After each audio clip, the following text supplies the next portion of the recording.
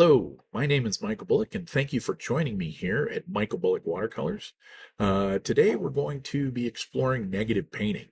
And to paraphrase my good pal Joey Tribbiani, just kidding, this does not mean painting badly. Seriously, though, negative painting is a great way to create shapes without actually painting them. By using the negative or empty space that surrounds those shapes, you can create the edges of the shapes, to make very engaging and interesting paintings. So let's get started. All right. Well, today, as I talked about a second ago, we're going to be doing a project for using um, negative painting. I want to talk about negative painting, and one of the best ways to do that is with this exercise. Um, so I'm going to be using a stencil in this, just so we don't have to worry about drawing.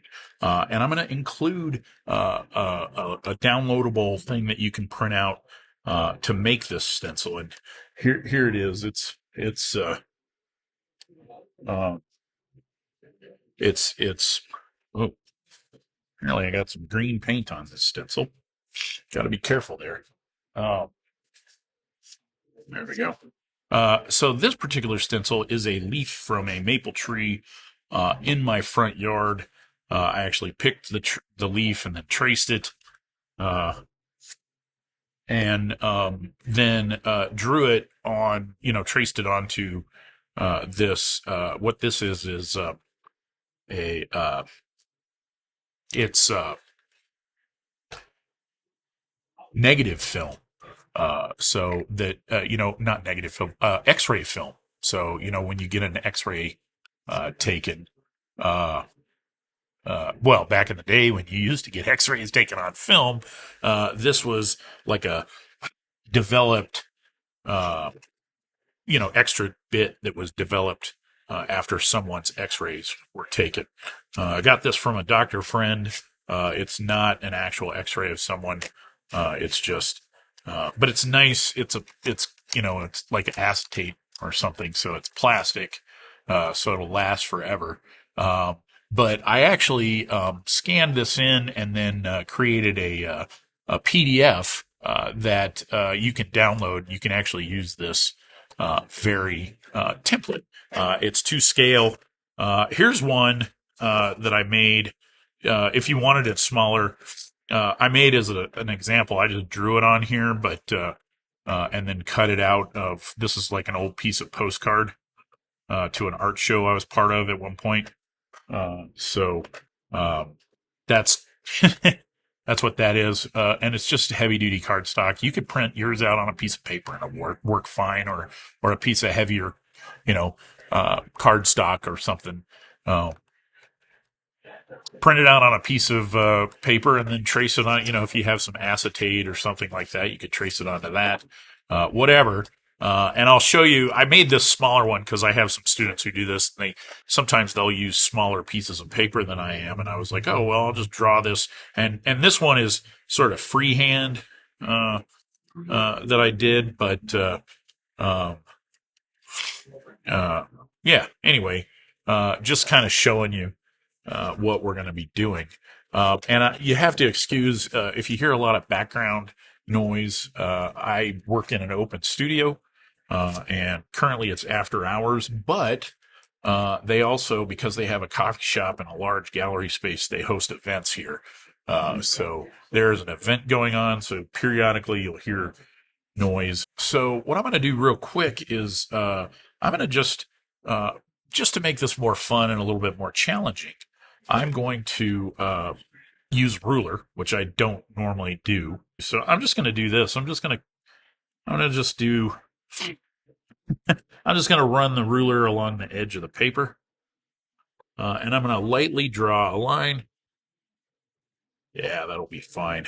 So I'm just going to use the width of the ruler as my, and normally I don't use rulers, but this is this is just for a kind of a fun challenge, little way to make this a little more challenging, a little more fun. All right, so there we go. I sometimes I'll draw this out. I'll just run my finger along, hold this, and run my finger along the edge, and do it that way. That works as well. So I'm just going to erase this line. I'm not too worried about it. This won't stay this perfect. Let me kind of zoom in so you can kind of see this a little better. Maybe. Whoa, there we go. All right, so you can kind of see that a little better. I'm not overly concerned with the pencil line being fairly dark, but that's it. So now I'm going to take my stencil, and it doesn't matter which part you use. I'm going to use this one. You can see I've used it a few times. It's starting to kind of tear in a few places, and I actually taped this into my yeah, it's torn there. I tape this into my sketchbook and take it to class so that students can use it. Um, and they'll use either one to trace this. So what I'm going to do is now arrange these leaves in an interesting pattern. So I think I'm going to do like, and I want them to kind of overlap the edge. So I want them to stick out from the edge of the stick out from the edge of the sort of border that I've drawn. So this looks pretty good. And I'm just going to kind of come in here and trace these. And it doesn't have to be perfect. And if I don't get it right, it's, if I screw it up, that's all right. It's not the end of the world.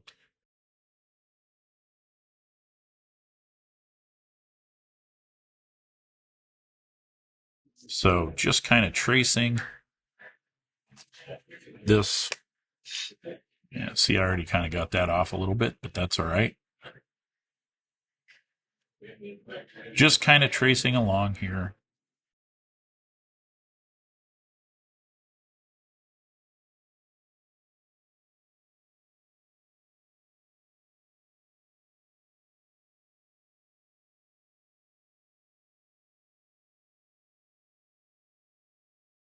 So there's my first one. You can see I've drawn it fairly dark. It's okay. So I was drawing it this way. So now maybe what I'll do is flip it over and do one this way. So I'm just going to kind of, and the cool thing is, even though I'm using a stencil, this will actually start to look different.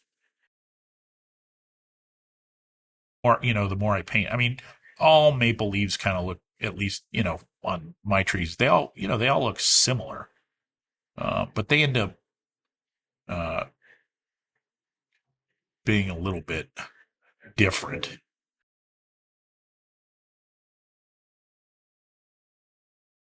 And this is kind of the tedious part, this outlining these leaves, the tedious part of this exercise. I promise it'll get much more fun.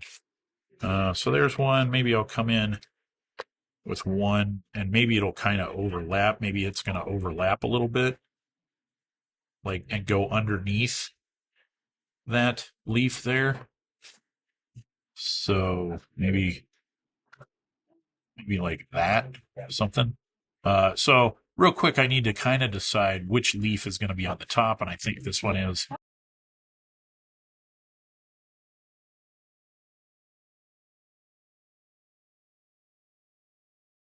So I'm just gonna continue. I think I flipped this around. No, it's still the same as this one.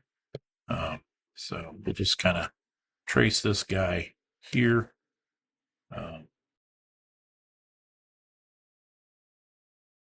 And the reason I decided that this one was going to be on top was just so I knew not to worry about drawing all of that, tracing all of that. So let me kind of get that back into place. And again, if it's a little off, it's okay. It's not a big deal.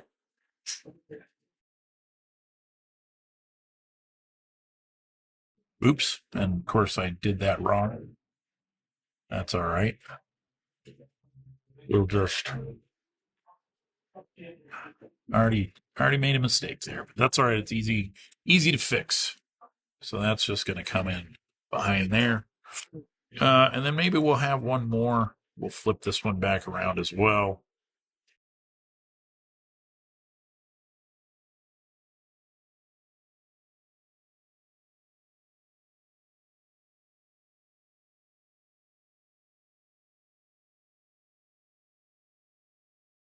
So once again, I'm kind of deciding which one of these would be underneath.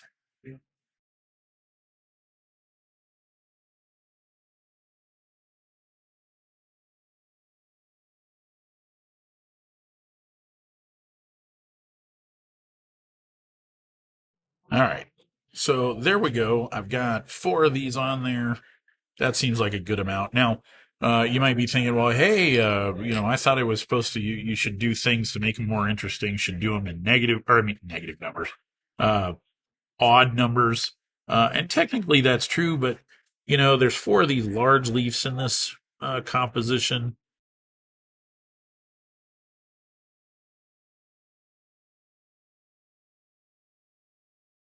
But I'm going to be adding more leaves. And here in a second, I'll show you one of these that I've done in the past, just so you get an idea. We're going to be just to make this easier.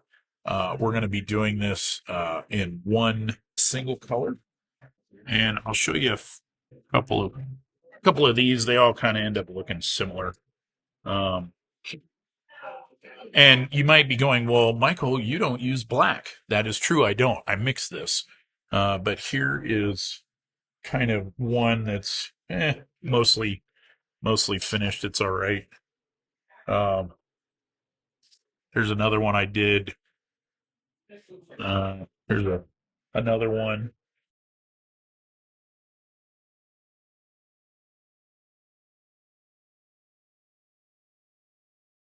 Here's one that's actually finished, kind of an early one. I had actually signed it, but then I ripped it. So that's why I just keep it as a demo.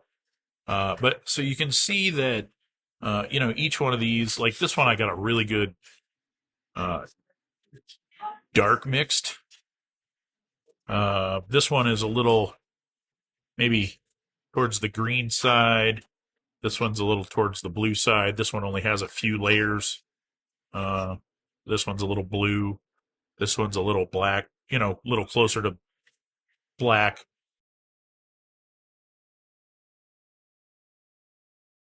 That's what we're going to be working on. Um, and so the very first thing we do is I'm just going to kind of clean that up, make sure. We want to we want to create our dark. Now, you could do this with black, and I kind of understand the urge to do that. You could do it with a single color, and that's fine. If you do decide to do it with maybe like just blue or something, or violet or whatever, I encourage you to use like a pretty dark color. Don't try this with a yellow or an orange. At the very least, red or something. I'll pull up on the screen uh, one that I did in full color where I did a kind of a mismatch, uh, not a mismatch, a multicolored series of multicolored washes throughout the whole thing. And that kind of made my brain break a little bit. It was really cool. Anyway, I did this in a series of multicolored washes.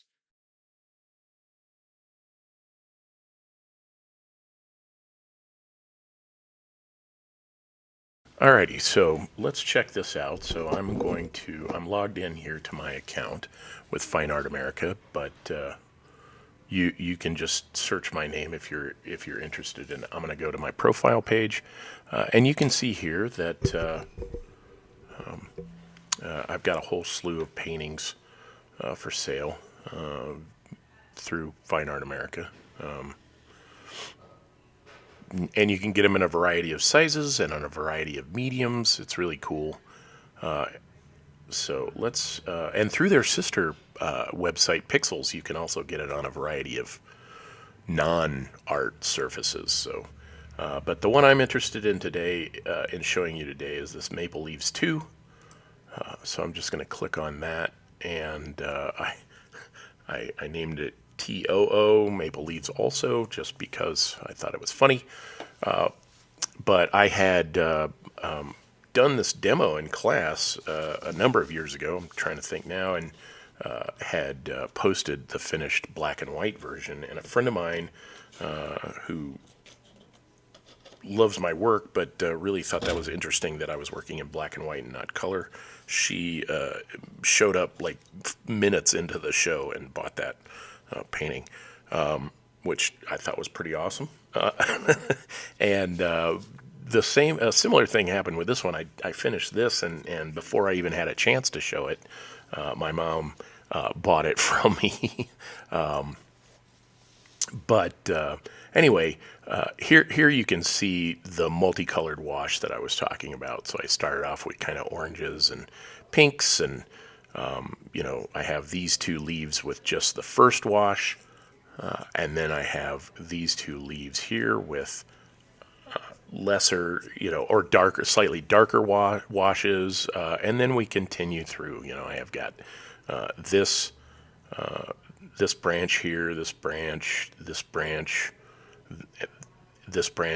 I think this branch, and they kind of come up on through here. This kind of comes up through there as well. This is all part of that. So that's the next wash, that layer, and then I step back from there and I do the wash that forms these branches, and it's over everything but the branches themselves. So when I'm doing this wash right here, this slightly darker one, I'm painting around all of this stuff to form those shapes. And when I'm creating these shapes, I'm painting this wash here. So and you'll see this more as I go. But the thing that kind of caused me some concern, not concern, but the thing that kind of messed with my brain a little bit was the fact that I didn't want to end. I have purple up here, and it's kind of coming down into a blue, and I wanted to make sure that blended. I didn't stop at an edge, and it continued past that edge. But then it made it difficult to think, oh, okay, well, now I've got it coming into a green here. What am I going to do there? So it was quite challenging, but it was a lot of fun because it really got me outside of my comfort zone. I like color, but this was so complex that it was a challenge, but it was also very fun. So I just wanted to show you this, and while I have you here, I wanted to talk a little bit. I'm doing a little selling here. I apologize, but I have work here on Fine Art America, and you can see you can get it on apparel. You can get stationery. You can get iPhone cases, Galaxy cases, tote bags, all sorts of stuff. Yoga mats, home decor. I keep wanting to order one of these shower curtains for my bathroom, but I haven't gotten around to it yet. And then tons of ways of getting this artwork printed on different substrate. Right now, we're looking at an art print that is, starts at $12. It's on paper. Starts at $12.20. And you can just order that and then get it framed yourself. But you can also get matting and framing done, which is pretty cool. So that's kind of fun. But you can get it printed on, metal. It looks kind of the same here in the picture, but you can kind of see, it gives you an idea of what it might look like. That's a fairly small size, but you know, you can go on up into, let's say we want to get it 30 by 32 or whatever this popular size is, 36 by 26. Yeah, it's 150 bucks. That's not too bad. And here you go. You know, there's a little more comparable size. You can kind of see how it will look hanging on your wall. It's kind of fun. Kind of fun to kind of check it out. And here's what it, you know, might look like behind a couch or something. So even though this painting is, the original is 9 by 12, you can actually get it in a slew of sizes, in a variety of different, here it is on wood. So you've got it printed on wood, kind of fun, different things. So yeah, just heck, 10 by 7.5, which is almost the size of the actual painting. Yes, 40 bucks. Not too bad. But while I'm talking about this, I wanted to talk about a couple of my affiliate links. I have an affiliate link with Utrecht Art. They've been really generous, and there's a link down in the description below, and you can check out my curated supply list just by searching Michael Bullock wish list, and that will get you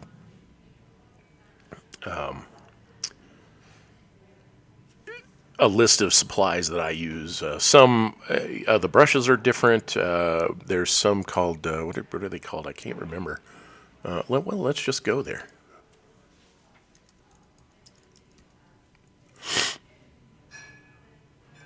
Art.com. And let's just do a sign in. I'll just sign in here, but you can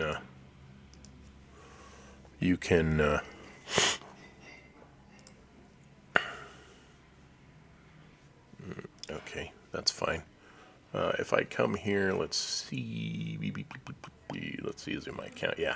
All you have to do is kind of search wish lists and then search mine. Let's go to the wish list. There's some brushes in here that I really like. Let's see here, you can see. And they're these Dynasty Water Lily brushes. They're very similar to the brushes that I'm using.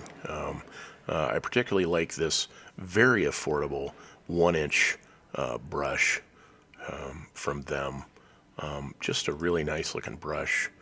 It's very similar to the Langnickel one that I have. So, you know, you might give that a check. Really like I like the flat handle for these flat brushes. It's just something I like. So check out that, and then you can also check out Meaden Art. They have some great stuff. And if you use my link or my discount code down in the description, you get 12% off. So that discount code is MBW70, which is pretty cool. So you can get 12% off your purchase. And they got some cool stuff. You know, they have some nice collections. So if we go to paint, watercolor, and gouache, they've got some nice watercolor sets that you can purchase. You know, this isn't Holbein paint, but it's, you know, there's a gouache set. Let's see, 12 tubes of watercolor. Here we have 24 tubes. But they have this for 20 bucks. They've got this awesome 48 color set. Now, there's a few things in here that I don't use, but that, you know, I encourage you to, you know, try things. There's, what is it? We'll just go to this. They've got Mars Black and Black. I wouldn't use those. It's just not me. And I don't use Titanium White, which is really a gouache, which is fine. There's nothing wrong with gouache. I think gouache is cool. It's just not something I paint with, but, you know, so I wouldn't use these three colors, but, you know, you get some cool stuff like metallic silver. That'd be fun to play with. So iridescent purple, violet, rose, some pretty nice colors here. Crimson, scarlet, light pink. So check out Meaden Art Supplies, meadenart.com, and use my code MBW70 for 12% off. And it's cool because, man, I mean, they've got some great furniture too. Like if I was looking for, they've got low prices here, this adjustable H-frame art stand, which is pretty neat. I mean, to be able to, maybe you have limited space at home or in your studio, and or you're trying to set up a studio. This would be a great thing for instead of a table.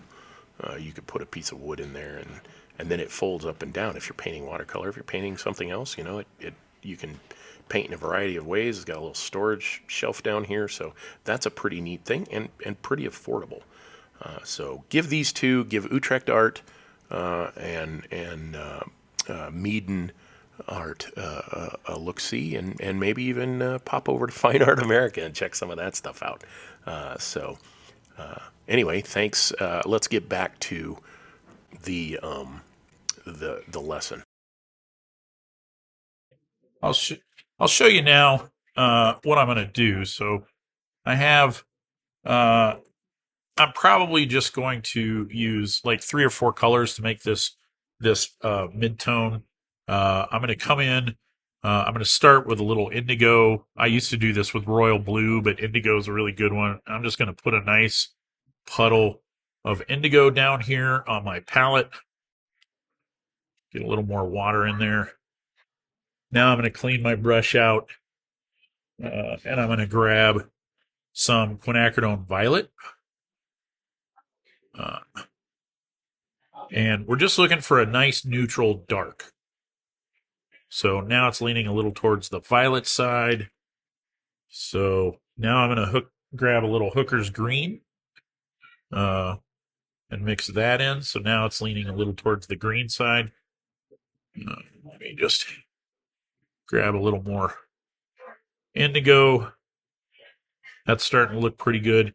And then kind of the thing that kind of turns it into a bit of a neutral is to come in with a little burnt sienna. And so that starts to make this nice neutral. So there we go. We got a nice, I'm pretty happy with that. I might just put just a touch more indigo in there. But that's a nice dark I've made there. And the thing is, I've got it loaded up on my brush there. But if I come back over to my drawing, if I come back, a little too far.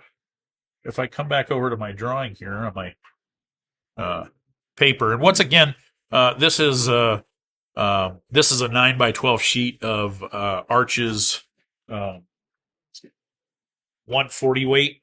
I get them in these pads.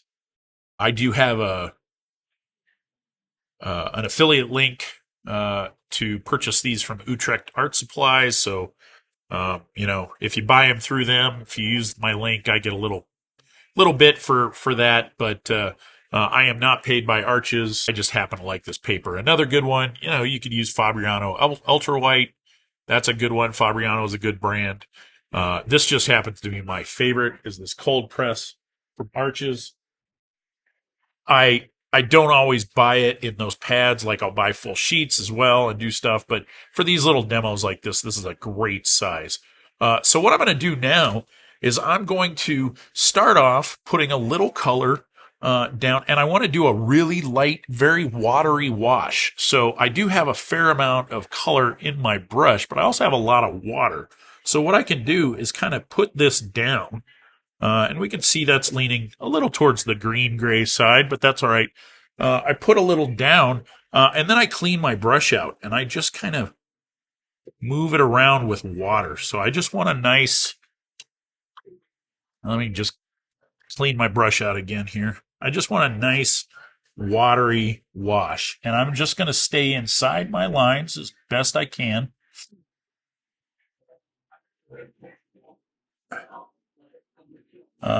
And then up into here. Now, here it gets a little tricky. So if you want to switch up to a different brush, that's fine. But I find that it works. If you're just careful, you can use kind of the edge of your flat brush, that corner of your flat brush, to kind of get up into these little areas that are overlapping. So we're going to just do a nice thin, and I need to work fairly fast because I don't want this to dry on me. Now, do I care if I get little blossoms and stuff? No. In fact, I want to encourage that to happen. But I don't want any lines. Like, this is starting to dry on me, so I need to come down here and add some more water before this really starts to.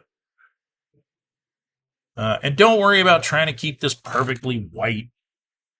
I've had students who've taped off that whole section there, and that's fine. You could do that. You could do it with masking fluid. You could do it with masking tape, whatever. I tend to just go, well, I'm going to do the best I can to stay inside this rectangle, and that's what's going to happen. I can already see that I forgot to erase one of these little lines, so I'm going to attempt to do that before I get that. At least get it kind of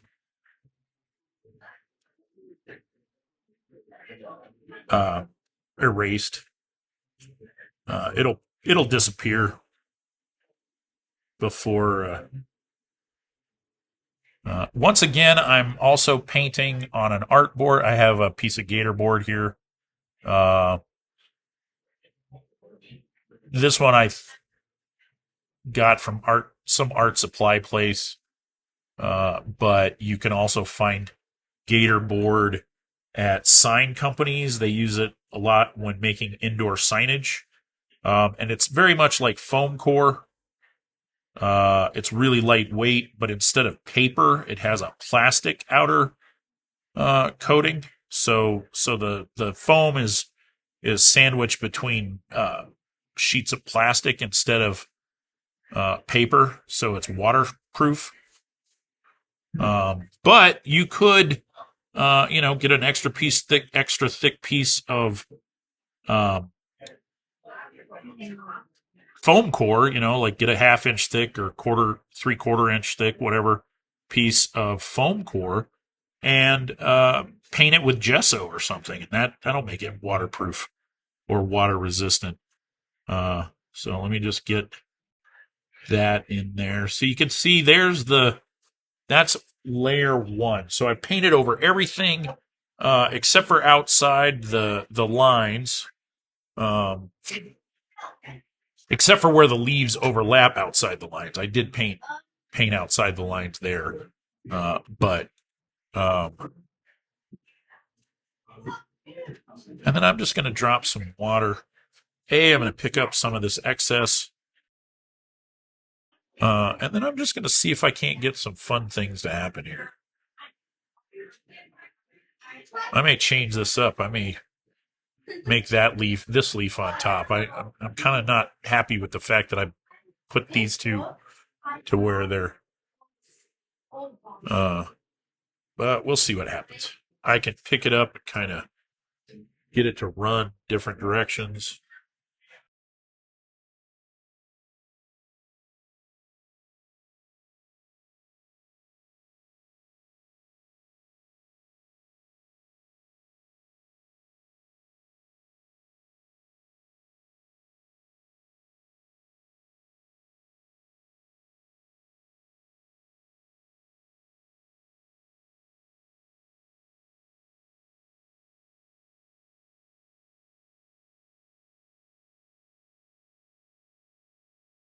All right, so now that I look at this, I'm going to see if I can't erase this. Yeah. Luckily, I'm not using yellow in any of this, and there's not enough green for there to be a lot of yellow. Let's see, it goes like, I'm going to change this up and make this leaf on top. So Just a last minute little change here. There we go. Just felt wrong that these two were going to be the forward-most leaves, and these two were going to be behind them. Now I have one here and one here. I think it'll be a little more interesting. So our next step, and I'm going to do this with mostly my flat. Our next step is to do another thin wash just like this on top of everything but this leaf and this leaf, because these are the two that I've designated that are going to be on the top, the most forward. So I'm going to do another layer, another wash, real thin wash. Again, doesn't need to be very dark. And so I'm just going to outline this leaf the best I can. I mean, it doesn't have to be perfect. After a while, these lines disappear. So I'm just going to come in here like so.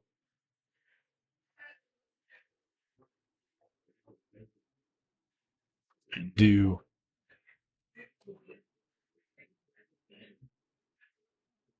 a layer on top of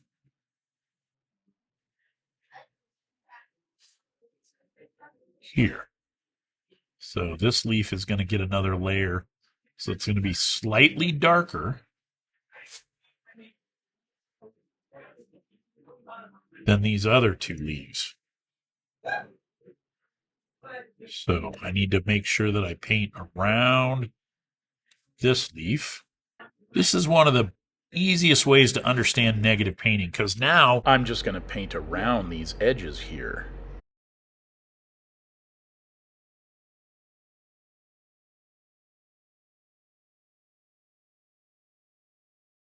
And in this case, we're not going to worry about lost and found edges right now. That's not really the concern. We're learning how to do negative painting. So we're painting everything but the object that's in the foreground.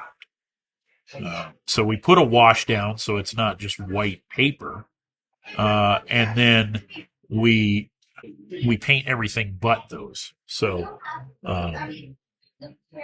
everything but what's in the foreground.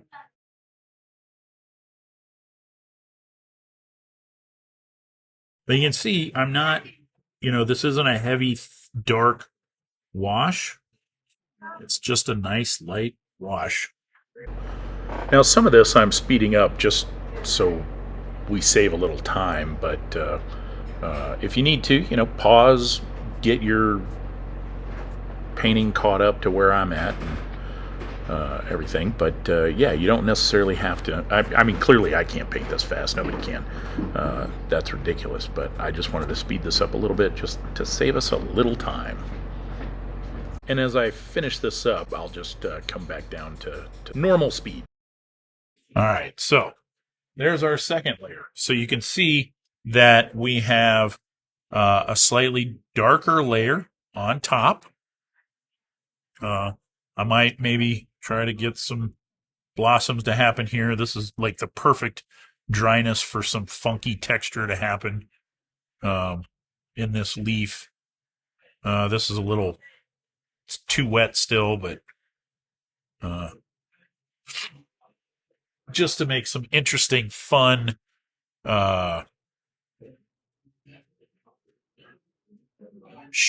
blossomy shapes on that particular leaf. And I'm going to hit it with a hairdryer.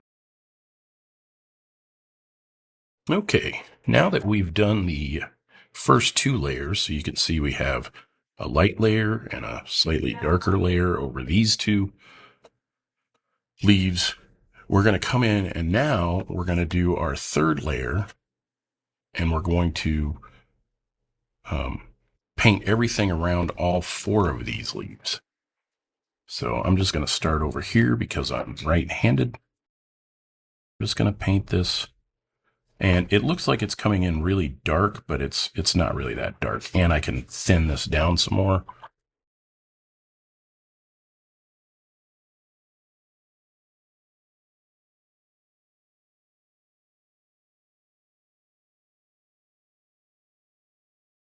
And the reason I'm working in such watery layers is because we're going to be pushing these darks really dark. So I want to make sure that I leave room for that.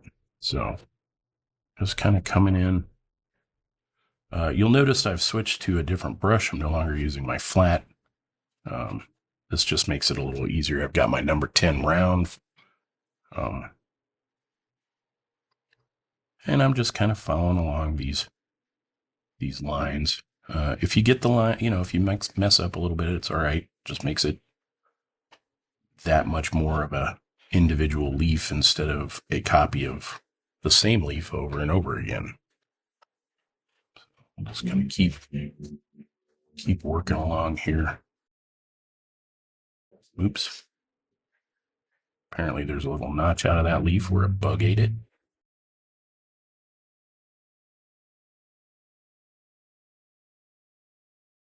So here you can see I'm bringing the tip of my brush right up against the edge of this line, and I'm using the side of the brush to really fill in that space quickly. It allows me to follow that line pretty precisely. I want to make sure that I work relatively quickly in these spaces. So you can see I'm doing this whole interconnected space here in one fell swoop, because this space, that way I don't get any weird lines. I mean, it's fine if I have a little bit of funky edges here and there, but I don't want any harsh, hard lines in here. I don't mind that I'm getting this like kind of wash look. Just kind of following along these lines. Just going to do these little smaller spots up in here. This might be a little too dark, so I could come back in and add a little water. This spot is almost too dry right there, but that's all right. I'll just re-wet this whole area here.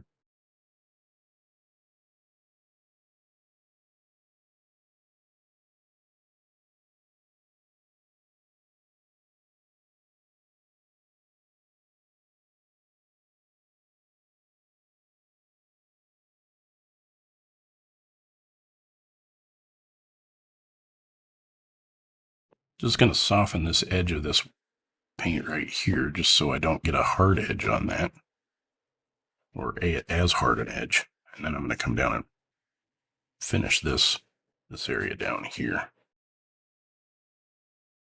And it's okay if you have a little variation in the level of darkness. I have some areas that are a little lighter than some on this same layer, as long as it's pretty close.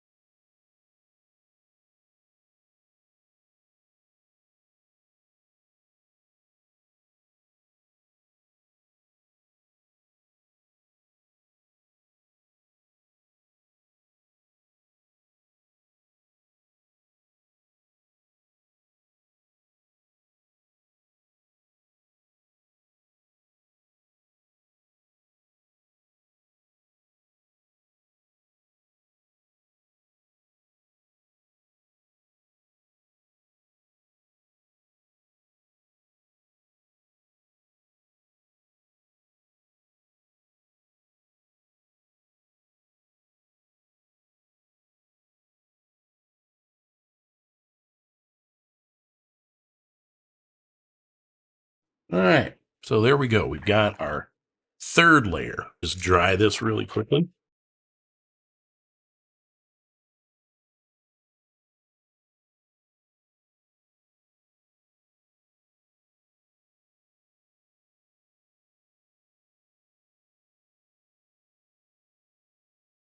So now for the next step, you can choose to do this freehand, or you can draw it in. I used to do this a lot freehand, but for those who get a little bit nervous about that, we're going to actually draw on here some branches and other leaves, and to connect these four leaves to, but also to create more interest. Because right now, this is, it's fine, but it's a little boring.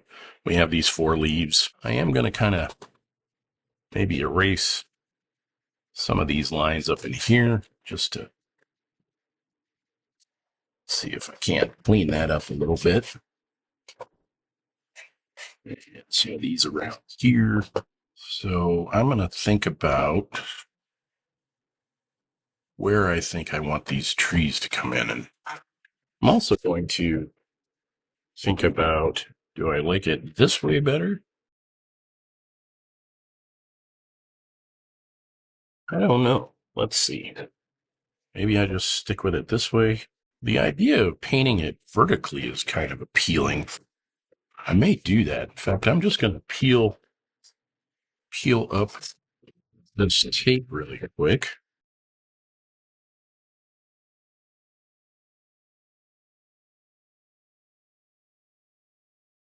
Now, clearly, you can choose which direction you want to paint yours. You don't have to do the same thing as me. So I'm just retaping this down. Clearly, I'm cheap because I don't want to get new tape. So I'm reusing the tape that I had, but that's fine. Just kind of tape that back down. So now I need to come up with, the direction that these branches are going to go. And I'm going to start, down here. And I think I'm going to bring in a fairly sizable branch. So we'll have it kind of come up in here. I don't know how well you can see that, but let's kind of zoom in on that a little bit.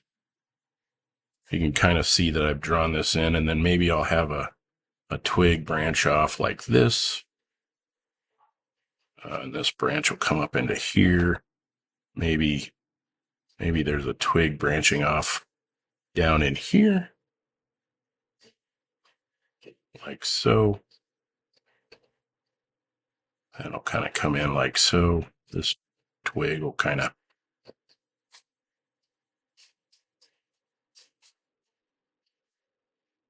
come across.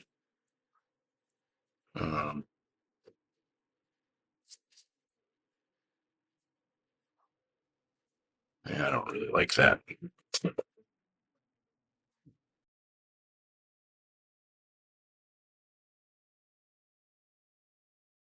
Like so. This branch will come up into here, maybe. This larger branch. Like so. Maybe this kind of comes off this branch here. Somehow, no, I don't like that. Maybe this kind of comes in and twists. I like that better. So this kind of comes in. Oh yeah, maybe it splits right here. Yeah, I kind of enjoy that, maybe.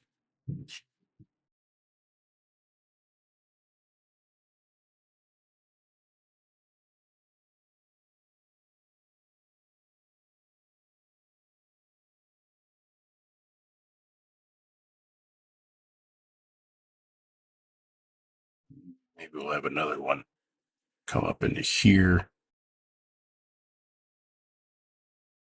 Maybe we've got a little leaf kind of thing coming off.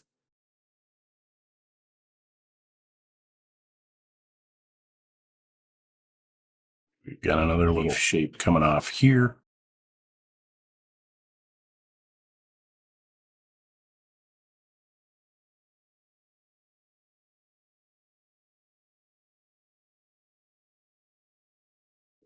Kind of helps if I show you what I've been doing up in here. I think, yeah, I've got this kind of larger branch.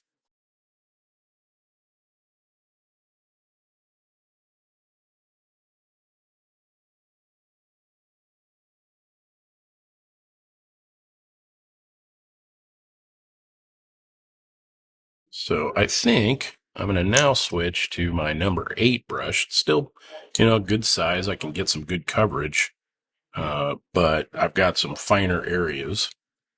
So I just want to kind of probably, use this just slightly, gets a little bit better point.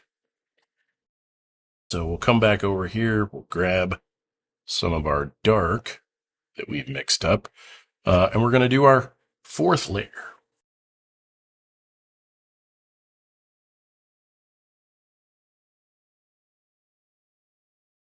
And this is just a random kind of little leaf shape. Didn't worry about making it look particularly like any of the larger leaves, but it will give that impression of a leaf.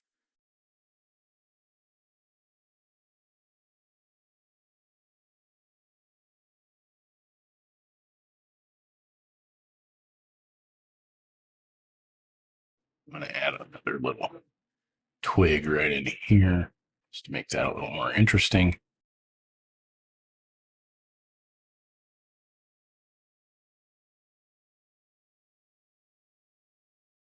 Cool thing about that is this is you can kind of change it on the fly. You don't have to, you're not totally locked into what you drew on the paper. These lines that I drew up in here are suggestions. I can always choose to ignore them. Get a little more water on my brush. Brush was starting to dry out there a little bit on me, so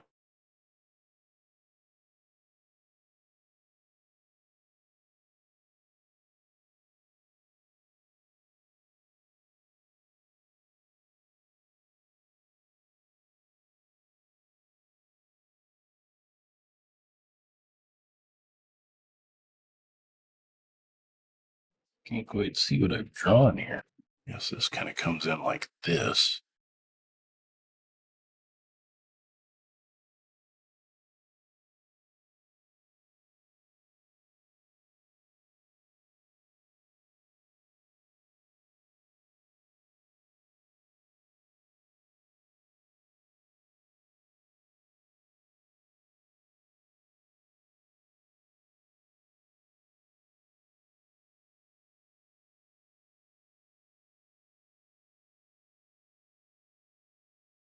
Come back over on this side now.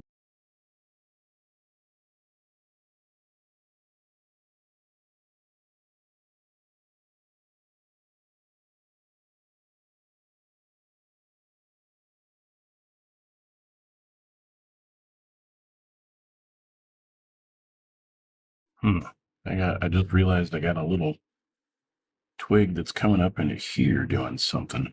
I need to kind of do something with it. Or I just get rid of that entirely. Something else happens there. Yeah, that's just easier because I've already kind of painted over that. So we'll just worry about that on the next layer. Now, clearly, I've sped this part up just so you can we can save a little time. But I'm just following along the edges that I've created. Making sure that I don't paint over the things that I want to show, and I do paint over the negative space behind it. So I'm creating those objects, those shapes, by painting the background. I'm not actually painting on the shape. And that's kind of how this is working. And that's the essence of negative painting. The trick is to paint everything but the thing you're creating.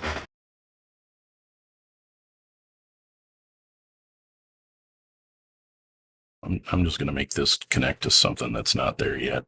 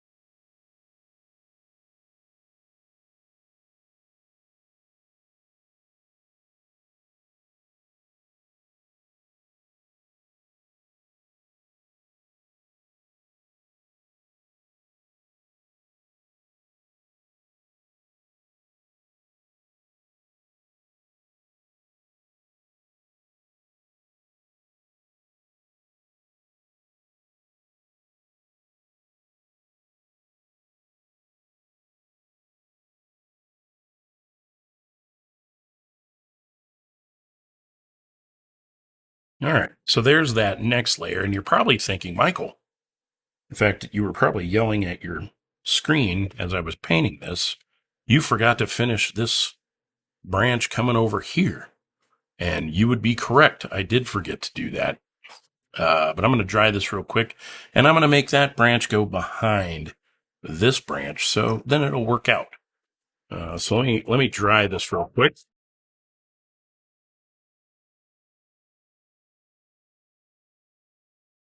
That feels pretty dry. Yes. All right. So now I'm going to come back in with my pencil and make this branch come in back behind here. Maybe it kind of comes up to here. Not there. Heck, maybe it splits. Maybe there's a branch that kind of comes up off of here as well.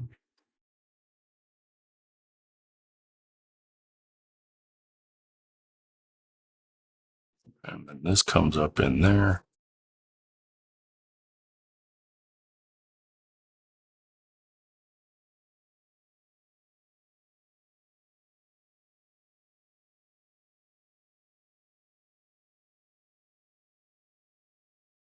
Maybe we'll have another branch come in like this. Maybe it's got a little leaf kind of shape coming off of it.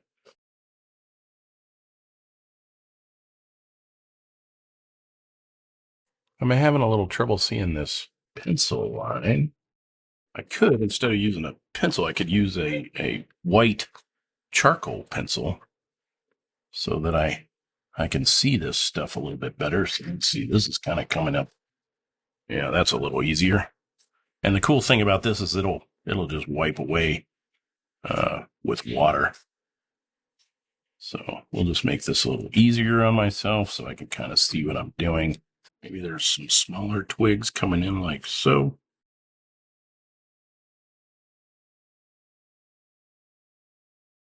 This is a General's Charcoal White Pencil. Not sponsored by them or anything, just it's a good white pencil, especially when doing stuff like this.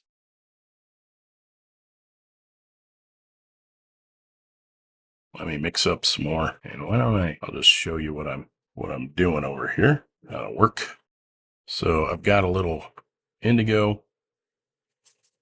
Once again, this is what I've been doing the whole time. I showed you at the start of this, but I got a little Hooker's green,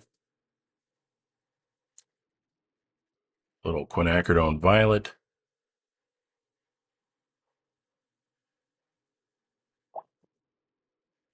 a little burnt sienna, and maybe just a little bit more indigo and Hooker's green, just to kind of keep it in the same area as the rest of this. So let's come back over here, grab some more paint, and we're going to just start up here at the top again. I'm going to put in another layer of dark. You can see I'm just going to kind of work my way around what's happening here. Don't worry about the white still being there. That'll wipe off here. I have to be careful not to wipe it off too soon, though. Just kind of filling this in. And you can see I'm using a little bit less water. Not a lot less, but just a little bit less water, a little bit more pigment. I mean, it's still very wet, but I'm starting to build up that really good dark. I think I'm going to switch it up and use my number 6 brush now. Just because I'm getting a lot of little tight spots and it gets a nice point. A little bit nicer than the 8. So you can see I've got a nice point on this. It's just a lot of little tiny areas start to end up happening here because of the way we're building this up. Differentiate a little bit between the slightly dark and the really dark. But you can see how we're building up layers just by adding darker darks to the negative space around the shapes we want to create. Just that's the whole point of this exercise, is to practice painting around things to create those things. But the key is, to always kind of stay in the layer that you're on and never paint over the previous layer in areas that you want to save, that you want to create shapes. And even though what is starting to be, like the value change between here and here is a lot less, you still have that shape in there. It's still created. So people can see that, and it starts telling the story of a dense tree with lots of branches and some leaves and smaller, leaves sprouting out.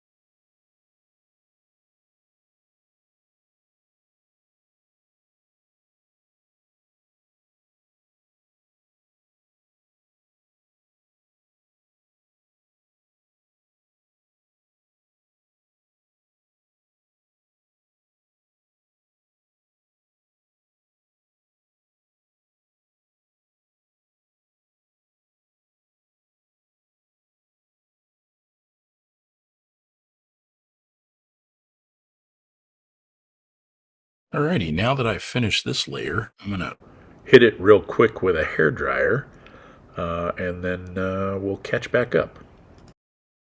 So now that I have that, I can kind of wipe off this white charcoal pencil. I can use my eraser as well, kind of hit some of that graphite so it's not as shiny. Now, I don't think that I can get much darker, but I do feel like I need a little bit more of something because there's all these blank areas. I don't need a lot, but I need a little bit more. So what we've done up to now is negative painting. But I do need to do some lifting. I want to soften the transition between this and that and this and that and there as well. So to do that, I've got my dry rag fairly clean, and I'm just going to come in with water on my brush, and I'm just going to come in and kind of do, lift that out just a skosh. Maybe even add a little bit of lifting to this area. So you can see that just softens that transition. And then I can come in with this rag and kind of blot that up and then scrub it a little bit. And I've added a little highlight to that branch. Maybe I need to kind of soften that a little bit more right there.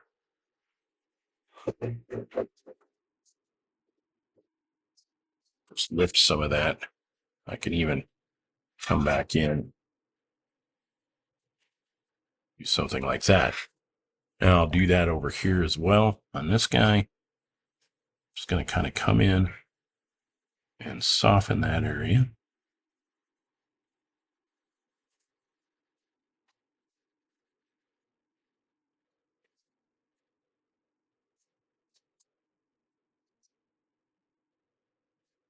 Now it's looking like maybe there's a little bit of cast shadow from this leaf.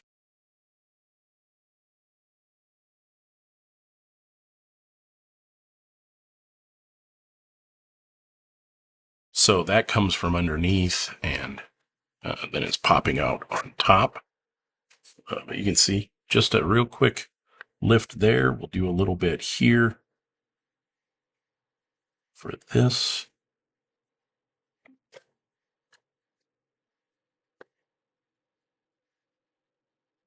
Lift that up a little bit.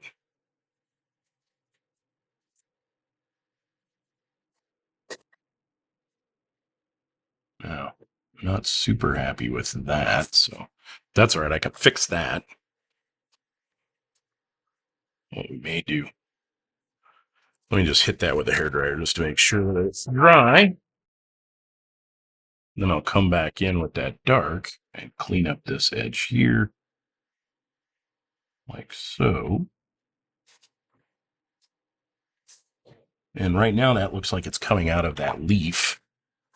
But if I dry it again, I can now come back in with just a little bit of water and pigment and kind of get that a little bit darker so it just kind of comes in like that. Let's hit that one more time. Well, that's still not quite dark enough. Let's drop in a little bit more there.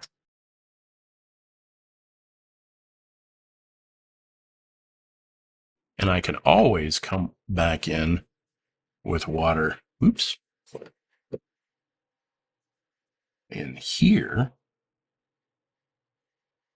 and lighten this leaf just a skosh, just to kind of help that stand out a little bit better.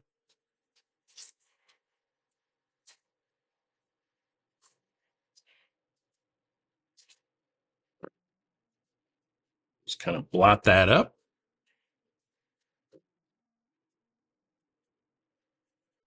Lighten it up just enough.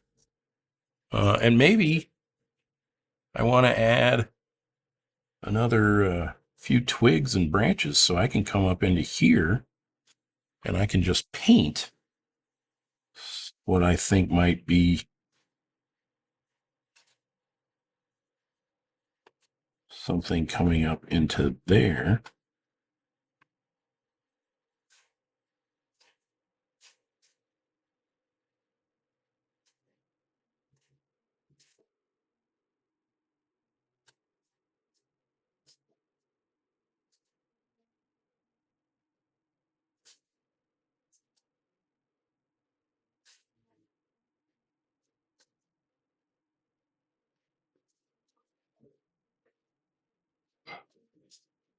Again, just blot that.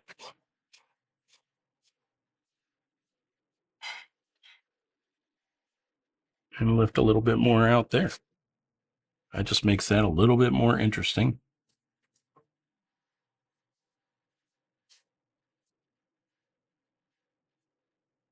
Maybe there's another thing coming in. Another group of twigs coming in this direction.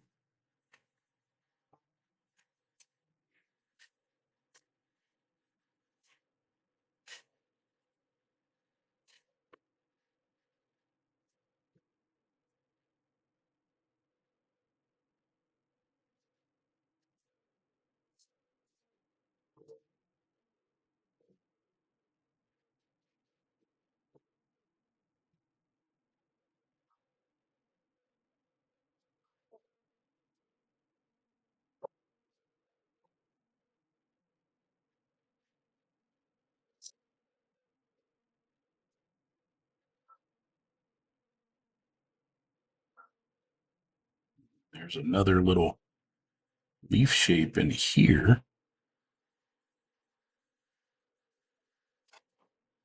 that I want to kind of think about. So we'll just kind of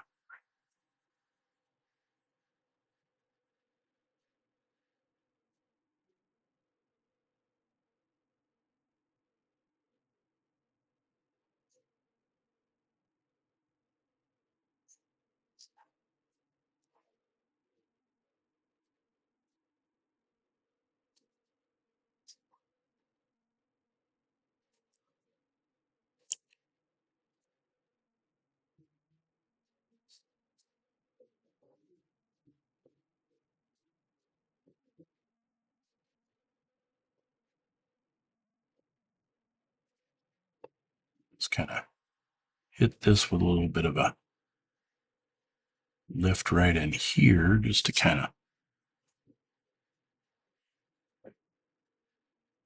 lighten that up just a skosh.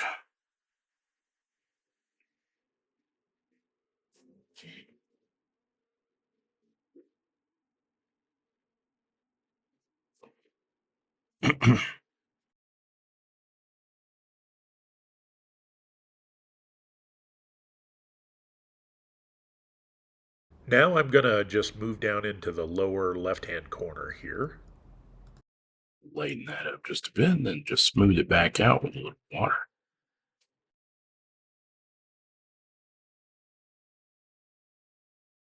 Yeah, I might have overdone it on the lifting right there. So add a little bit more of that back in there. But maybe I need to kind of do a little bit of lifting back in here just to make sure that that really pops out like I want it to. So there you have it. A fairly quick and easy painting where we explore negative painting. Now, let's see.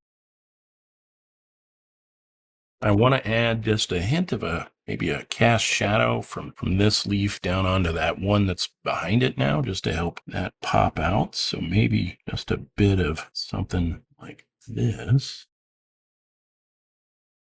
So just a little bit of a shadow. It doesn't have to be perfect. Something kind of interesting. Maybe there's a bit of a shadow cast down on this thing here. Kind of help. Maybe there's just a skosh of some sort of Shadow somewhere up in here. And it doesn't really have to follow perfectly along with this leaf. Now I'm just going to kind of move around looking for areas where I think the leaves will overlap and just adding a little shadow in there. There's a little bit just kind of bouncing around this entire thing, maybe darken that up a little bit more. Come in under here. Just everywhere I think a cast shadow might be. And now we'll just hit it with a hairdryer again. And our final touch is just to add the old signature and title. I think we did a pretty good job of doing some negative painting. Again, this is all about painting the stuff behind something, the things that are surrounding other objects, to then make those shapes and make those objects pop forward. I hope you enjoyed today's lesson on negative painting as much as I enjoyed bringing it to you. Please leave a comment or question below, and I'll be happy to try and answer it. Also, if you have suggestions on things you'd like to see on my channel, let me know. I enjoy sharing my love of watercolor with everyone, and I encourage you to pick up a brush and give it a try. Remember to check out my curated supply list at utrechttart.com. The link's in the description down below. And use my promo code MBW70 for 12% off your purchase at meadenart.com. They have some great stuff, especially for folks just getting started out who don't want to spend a huge amount of money. Because you never know. Maybe you don't like watercolor as much as I do. I don't think that's possible, but I think everybody loves watercolor. They just don't know it yet.